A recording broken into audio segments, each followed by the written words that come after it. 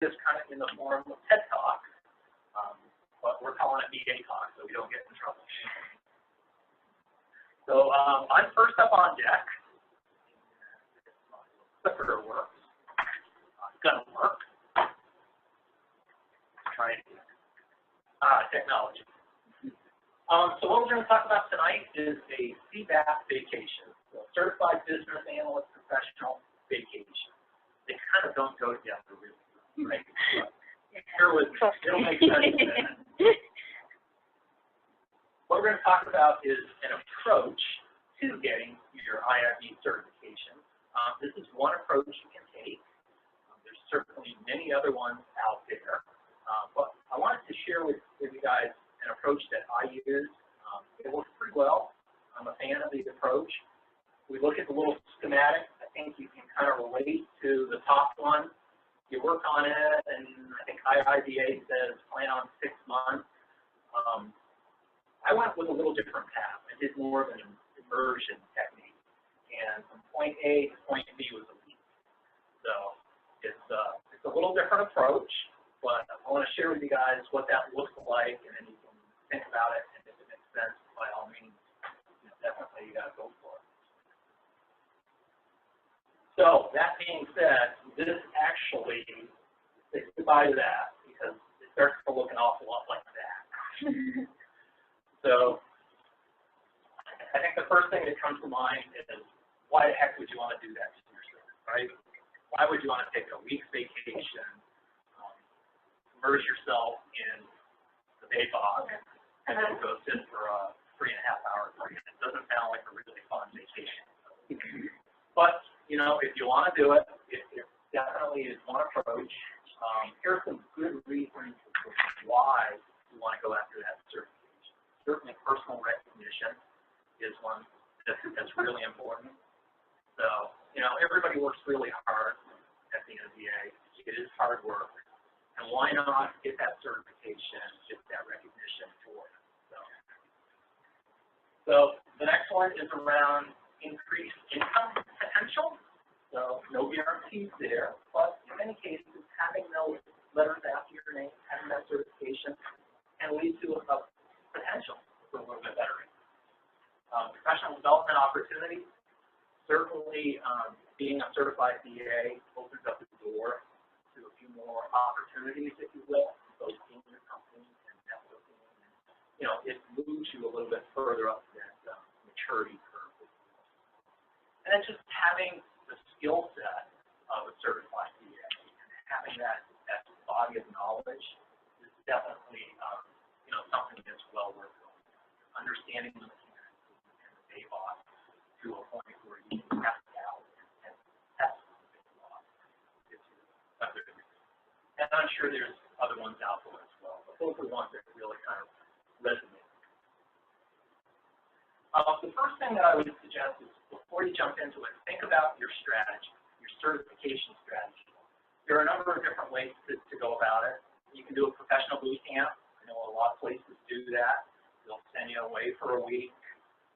Typically it's about $1,000 or so for the boot camp. You got hotel and food. You're talking to $2,500 to do that. This day and age, probably employers are kind of reeling in the spending a little bit. Those are probably a little bit more difficult to take advantage of, but a few places still do it. Chapter study group, another resource, definitely take advantage of that. It's probably a little bit more on the longer duration to do one of those, but definitely a good approach. And then, of course, self-study. Do it in your spare time. Again, plan on probably 6 months or so, or you can do the immersion thing, put yourself through that. Giving me the inspiration to kind of Not a trivial task. I know. I'm in the study group, so now you're pushing me. This week is a break from the study group. I think this is so hot. Cool. That's good. That's good. Another thing to kind of factor in is think about your learning style. Some folks are visual learners. I'm probably more of that camp. Think about if you're a morning person or an afternoon person. At It may sound a little crazy, but you'll see as we get into it that it really does make a difference. And leverage that. If you do your best in the morning, you know, really use that as your heads down time, and then, you know, do some other things in the afternoon. So think about what works best for you. Structured versus unstructured.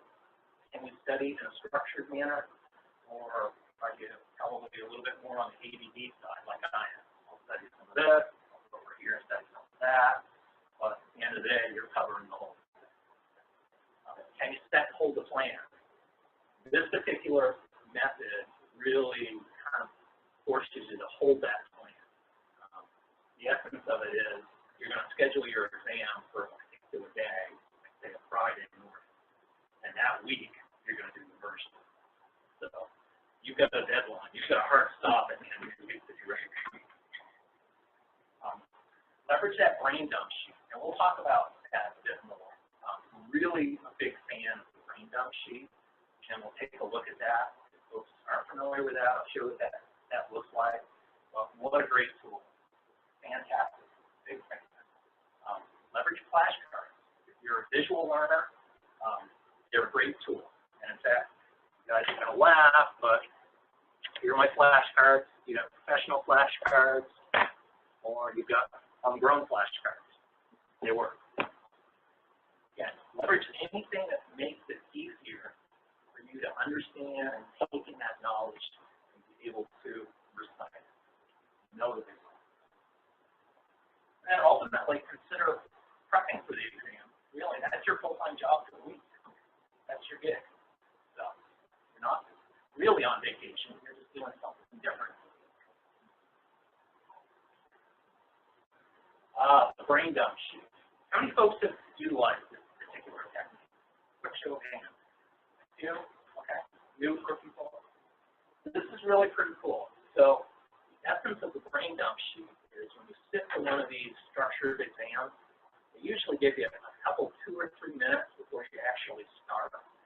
And they usually always give you a couple sheets of blank paper and a pencil. That's all you get going into one. What you can do for those 2 minutes or so is just sit there and just brain dump.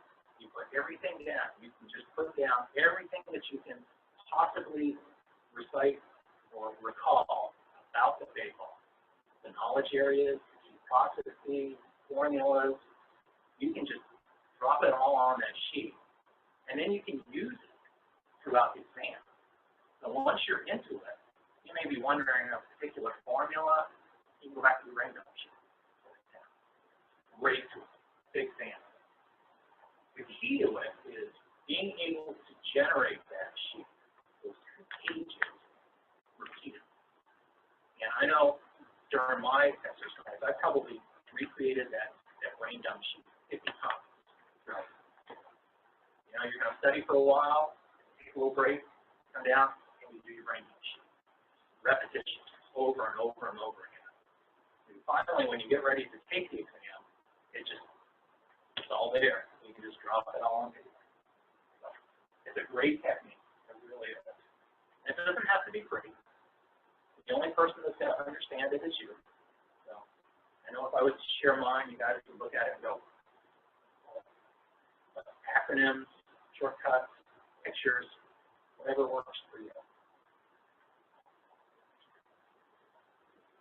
All right. So the vacation, what's that look like? Probably pretty ugly, actually, but hey, it works. So you can see kind of the schedule from Monday to Friday. I ended up scheduling my exam for Friday morning person. And I laid out the week so that I got up normal time, had breakfast, studied like a son of a gun for a while. Just before lunch, I do a mini quiz. You know, 15 or 20 quiz questions. And I track my progress throughout the week. Grab some lunch, study a bunch more, start to peter out by the end of the afternoon, so 4:30, 5 o'clock. I actually do 100, 150 questions for an exam driver. And I did that each day in half the class. You can get sample questions off of that. There's a lot of them out there. You look around, you can get, you know, example questions. Definitely utilize it. The more practice questions you do, the better. It really does help. But that was kind of the layout for the week. And in my particular case, taking the exam on Friday morning, I took Friday afternoon off. I was done.